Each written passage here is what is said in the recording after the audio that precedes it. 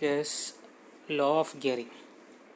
So in order to go into the law of gearing concept, it's a derivation basically, so you should know what is the concept behind this. So you can assume that you have two gears, gear 1 and gear 2. One is driver and another one is driven. So when two gears come and mesh each other, the teeth of two gears come into contact and both of them will contact at one point. So if that is the case, then you can see the law written here. Law of gearing states the condition which must fulfill by gear tooth profile to maintain constant angular velocity ratio between two gears. That means the angular velocities of the two gears which is in contact or which is meshing together should be always a constant value. That value of the, for example, when one gear is rotating with angular velocity omega 1, another gear is rotating with angular velocity omega 2, then the ratio of it, that is omega 1 by omega 2, should be a constant value. So in order to explain that, we can just go through a figure. I will show you with the figure. This figure may not be that much clear or easy to understand. I will show with another diagram. So for drawing the gears in contact, so I have already I'm going to show you how to draw. First of all, we need to draw the point where it is going to meet. So then from there you can draw the upper teeth. Just mention how to draw the upper teeth, then you have a lower teeth. You can see like this. Then you have to draw the center of each teeth. So just consider when two gears are meshing, the two teeth will come into contact and will contact at only one point, and that point is called as the point Q. Now you will have two centers. This is gear 2, that's why it is O2. The center of this will be gear 1, so this will be O1 and O2. Now what you have to do is we can join the centers. Very thin line, you can join the centers. Then what you have to do is you have to find out a common tangent. Common tangent means what is a tangent. Tangent will not come inside a curvature, it will just go outside the curvature. So just assume that this is the curvature. So tangent will be, you have to do a common tangent to both the teeth. Common tangent means it should not go inside the both gears, so you just move like this outside. So this common tangent, and there should be a common normal. Common normal means it should be perpendicular. So the normal which should be perpendicular to, that means perpendicular to this line. So I'm just assuming this as a perpendicular, just draw the perpendicular like that. So this is the common tangent and this is the common normal to common tangent. Now you have to drop the perpendiculars from this point to the common normal. I just draw on the perpendiculars. So here also you can draw a perpendicular. Since it is a derivation, there is no need that it should be accurate, so approximate also it's fine, you can do like that also. And this will be N and this will be the point M. Now you have to join the, yes, now we can assume that you have the point of contact of two teeth is Q. Now the point Q, velocity of the point Q, you have to denote, or you have to show the velocity of point Q, so that will be along this direction. So this will be the direction in which the velocity will be acting. So this is the direction in which velocity will be acting for both for the point Q. It should be along the common normal. Now one more thing, you have to join this also, Q and O1. Better if you join with the dotted lines. because other line will be straight line. So better if you join, since I have drawn this with the normal line, no problem, you can correct it. So we have noted the velocity of the point Q acting in this direction. Now what will be the velocity of this teeth?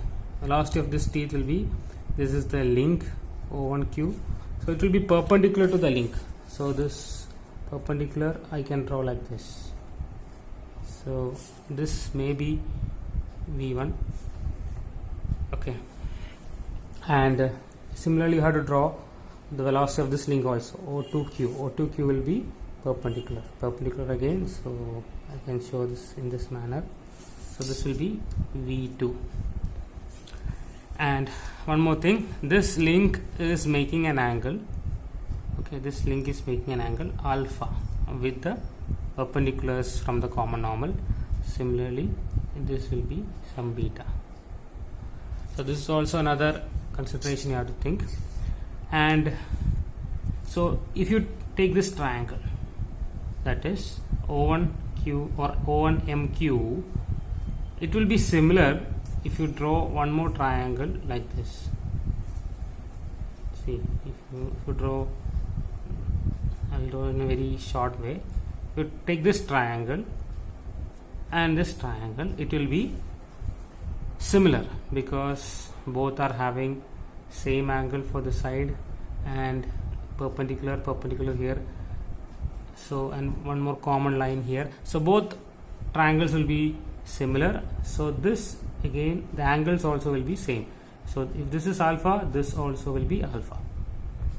Similarly, this triangle, as well as if you draw the extension, it will make again one more triangle.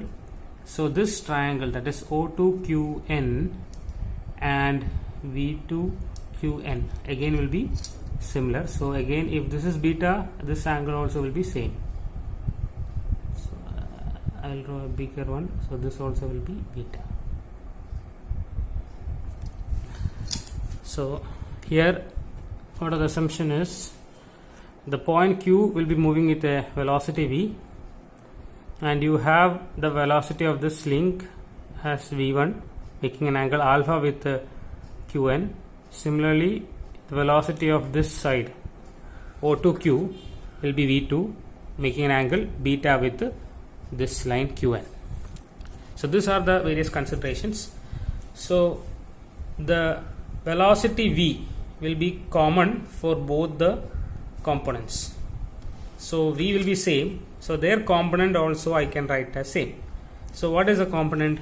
So this component will be same as this component. How we can tell that? Because both are coming from this same velocity V.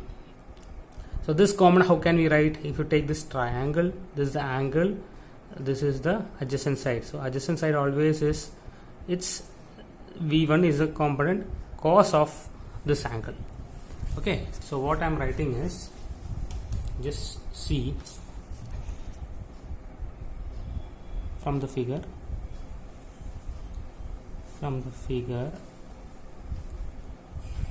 that component V1 cos of alpha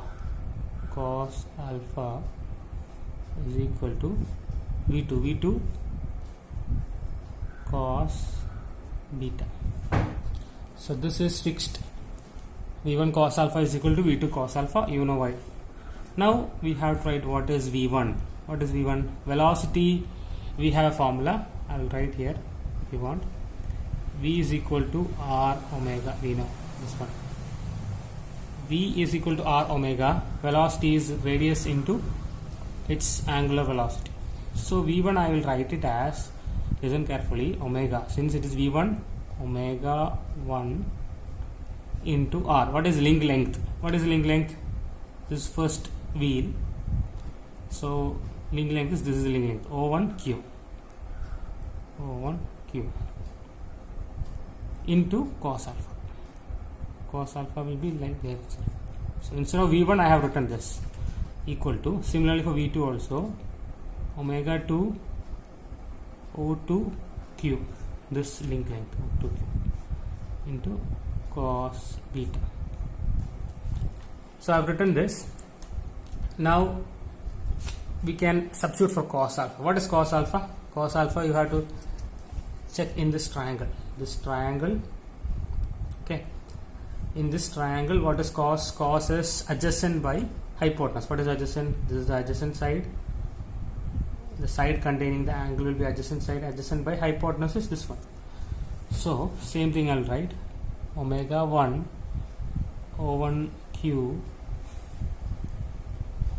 into cos alpha is adjacent by hypotenuse. O1 M divided by hypotenuse is O1 Q. So instead of cos alpha I written this equal to omega 2 O2 Q. Similarly cos beta here. Cos beta is adjacent side. Adjacent side is this, the adjacent side divided by hypotenuse is this one. So it is O2N by O2Q. Now you have O1Q cancels, O2Q cancels. Now I'll rearrange and write. This will come on the other side. Omega 1 by omega 2 is equal to O2N by O1M. So this is, you can write, if you want, write as equation number 1. So omega 1 by omega 2 equal to O2N by O1M. Now little consideration we can take, that is, you can consider one point P. I am assuming first that point P will be lying somewhere over here. Okay, somewhere over here. That is what my assumption is. So then if you have a side like Pn and this will be a triangle, actually as per our law the P should lie on the point Q, or this along the common normal, like this, somewhere here I will assume. Okay, sorry. So here P I am assuming. So if it is that case, then in that triangle, which are triangle O1MP and triangle O2NP. Okay, both are same. Sorry, O1MP and O2NP. Both are similar triangles. So if they are similar, we can take the corresponding sides as, I'll take the reciprocal first. O2N divided by O1M. Like this I'll take O1M. O2N divided by O1M will be equal to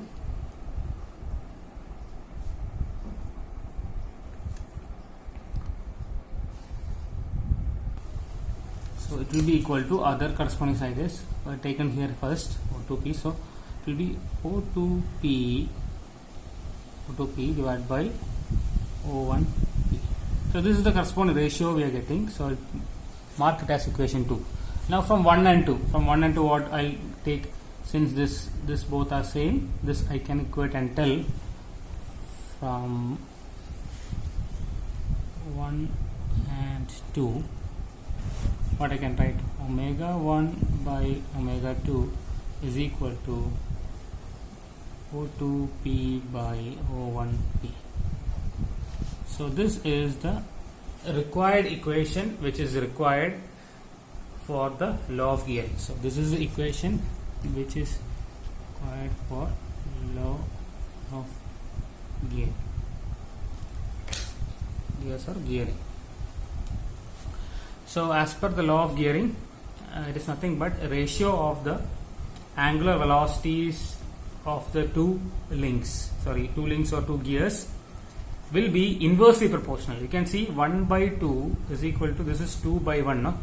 So it is inversely proportional. So it is inversely proportional to the ratio of distances of a point P from its centers. That means What is O2P? O2P is, this is O2 here, see here, O2P. O2P by P, O1P. O1P means this is O1 by P. So we can tell this ratio of angular velocities of two gears in contact, it will be inversely proportional. It will be inversely proportional to the distance, ratio of the distance of point P from its centers. From its centers means this, from this point P to its center. So now we can see, if that is the case, then this Q should always pass through the, or P should always pass through the Q. That means both this point will be having a common point. Then only this condition can be satisfied. Or in other words, you can tell this point P or this point Q should always travel along the common normal.